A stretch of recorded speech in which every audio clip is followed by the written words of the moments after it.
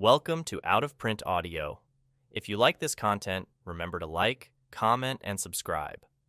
As a quick recap, Henry has been sent to whitewash a couple living on a farm. Upon arrival, Mr. Jamison, the husband, has started to evolve into a higher form of zombie but has been contained for now. Mrs. Jamison, however, lies on the kitchen floor. Episode 4 of Retrieval begins now. Face scan on the first try. Gotta love the small miracles. Kelly Jamison recorded, "Your work has now been completed as per request 3005. Termination and cleanup has now been approved. Be safe and remember the 2 phases." She looks unconscious, to my eyes at least. Should be safe enough to check her stats and vitals. I'm a bit nervous. I can't tell if she's going to reawaken or if she's already been killed. These moments can be pretty dangerous. Quite a few people get killed at this part of the retrieval. I take a big breath and squat down to her level, but try to keep on the balls of my feet. I place one hand on my gun, and with the other I open her eyelids. Definitely yellow. Looks like she had a natural turn. Guessing Mr. Jamison took care of her himself. That would explain the bruising around her neck. I can see thumbprints there, big ones. My heart goes out to Mr. Jamison. That sucks. I assume she turned him, but I look at her hips. The thumbprints there are pretty clear, but smaller. I'm beginning to get a feeling on where this might be headed. I pull her pants down a little further, but not too far. I can just make out a small hole on her right upper thigh, a small puncture. I can tell because a bit of blood looks to have clotted. Looks like an injection point. I pull her pants up and check her pulse, just in case. There's still life in her yet. Might have a chance. I walk back to my trailer and open a compartment to pull out my biohazard containers. Figure I'll start to clean up a bit as I wait. I like to have 3 containers with me, just in case. Some people think it's overkill, but cleanliness is supposedly next to godliness, so I think it's totally worth it. I think I'll use them all for this one. One by the trailer, one near where Mr. Jamison is, and then one in the house. Get started by dumping one by my feet. Next, I walk back to Mr. Jamison and I give him a quick kick. Just a nudge, really. Still no movement. I have some time. I dump a second container close to him, but not too close. As I start to walk away from him, it's easy to examine the tent pegs I used to hold him down. For the benefit of those who can't witness them, they're a solid disappointment. I already knew that would be the case, just, the ground was too wet for it to make a major difference, but whatever. Something's better than nothing. At this point, I'm practically at the house, so I take off my boots as I enter, leaving them on the porch. One of the key points behind cleaning is not making more mess. Mrs. Jamison's currently dying conveniently close to a table, so I put down my last container and start emptying it of its contents. Some bags for cleanup and some towels and some disinfectants. It's kind of rewarding, actually. The cleaning, for me at least. It's nice to see the place get tidy again. After what I normally do, anything positive is a good thing. I move things around, pushing the tablet computer aside. I want to make sure I can access my sponges and towels quickly and not have to place them anywhere or on anything I don't want to contaminate. As I finish getting set up, I hear a howling sound from the outside. By the time my shoes are back on, I can see him struggling with the harness. The typical movements. Skin moving like waves, rolling like something about to burst out from under it. His body's still pinned down to the ground, but he's thrashing his head back and forth, trying to find some leverage. Trust me when I say that families do not like seeing their loved ones' final moments. I look for my tablet computer. Can't remember where I left it, so I end up having to go back inside. So much for the floors. I can see it on the table near Mrs. Jamison. No, don't get up, Mrs. Jamison. I can get it myself. I turn the computer back on and send a request for deactivation of the body camera. Camera deactivation for the purposes of cleansing granted. An audit team has been notified. Freaking audit teams. They send more people to check I did the job than for performing the actual work. Still, can't leave Mr. Jamison waiting. He might get upset. As relaxed as I may sound reporting things, my heart rate has been starting to skyrocket. Between the body behind me and Mrs. Jamison and the awakened outside, I'm trapped in a pincer movement. Mr. Jamison is the real danger, so I have to take him out before I can do anything else. I pull out my gun, Pulled the trigger twice, so I figure I have 13 more bullets. One should be enough if I can get a clear headshot. Go time. I charge out of the building, out of the double doors, and onto the porch. My fingers on the trigger, my guns in front of me, and I'm ready to aim and fire at the first thing I see. By the time I see him, the harness is off. The tent pegs that were holding him in place have been ripped from the ground. But he's not moving. He's just sitting there. He's not trying to stand up, not trying to chase me, not even trying to move. He's just watching me. His legs are folded like he's meditating, or I don't know, like how a child would in school, waiting for a story to be told. Arms folded and everything. Henry. I was wondering how and when I would reach you again. Or is it Mark I'm talking to now? Perfect. Just as I was about to get excited for cleaning, I can see Mr. Jamison's eyes looking sideways. I can see his lips and mouth moving, but that voice, the thing coming out of him, that's not him at all. Henry. I was wondering how and when I would reach you again. Or is it Mark I'm talking to now? I can hear the false warmth dripping on every word. Why is it that the worst people always find a way to survive? Looks like Mr. Jamison died with interesting connections. The voice talking to me now is a familiar one. You didn't try to call me? My number hasn't changed. That's funny, Mark. You are always so stupidly hilarious. Phone lines haven't worked in what? Years? I mean, what are there? 20 satellites these days left. You retrievers. Honestly, it's a waste, Henry. An actual honest-to-God waste. I'm surprised they still let people like you access the internet at all. Mind you, given the time, I wonder how much longer they will. He looks around the site. He chuckles to himself as he surveys the area. You know, I had to go through quite a number of areas and peoples to locate you. Bit of a miss, actually. I have no idea where I've ended up, really, besides the weather and the time of day, I suppose. This your work? Doesn't seem like your style. Mrs. Jamison, I'm referring to. Oh, the wife? Oh, no. As you say, not my thing. I've developed a sort of cult.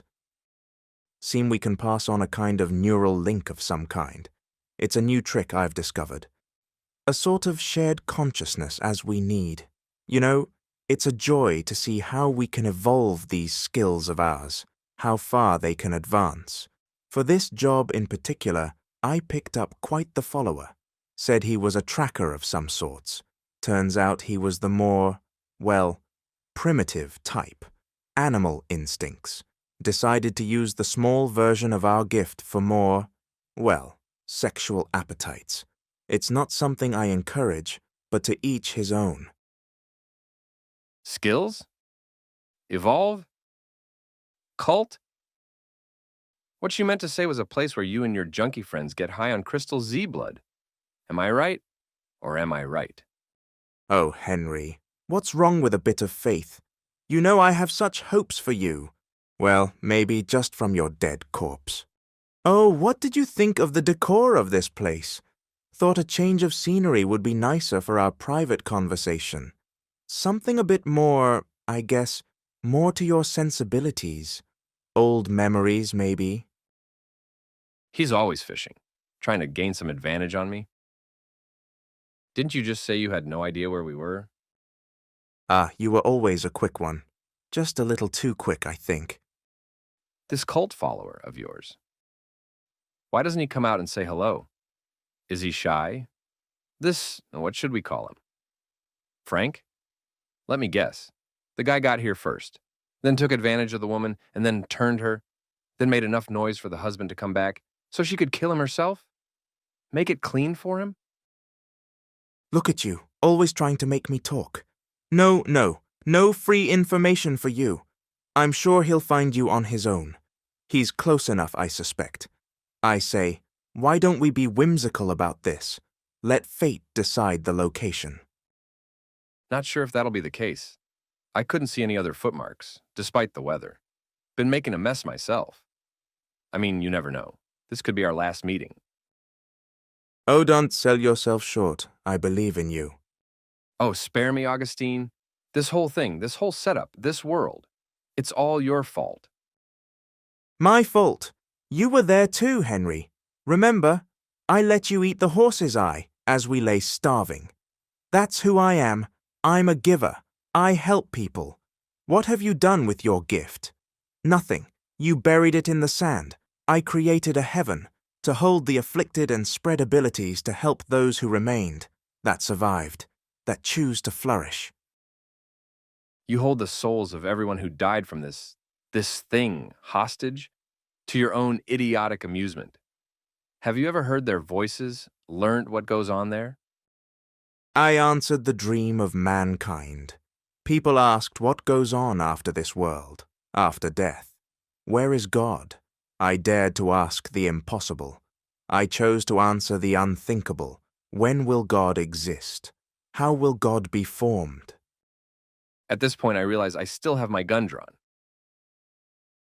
You know, if you want me so bad, tell me where you are right now. I mean, you, the real you? Or maybe you can send me an invite to one of these get-togethers you have.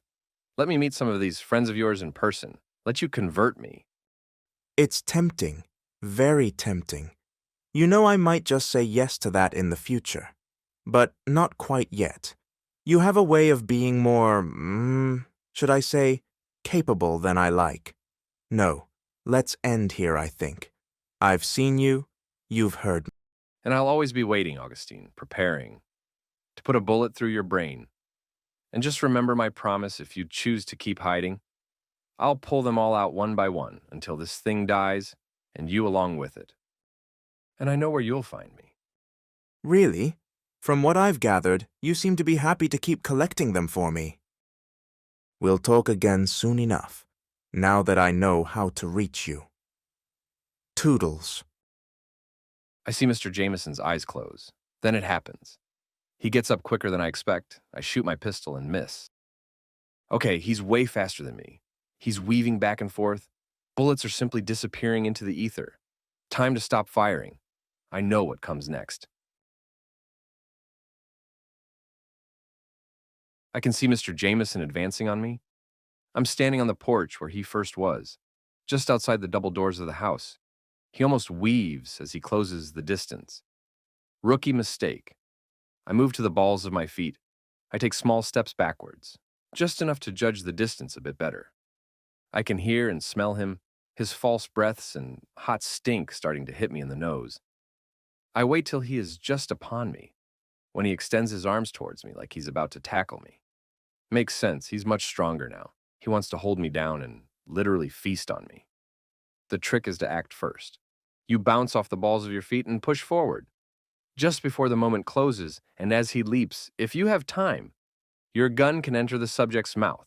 It's easier than you think. Even if you get it wrong, you might still get a nostril or an eye socket. He leaps. I trust he blinks. I squeeze.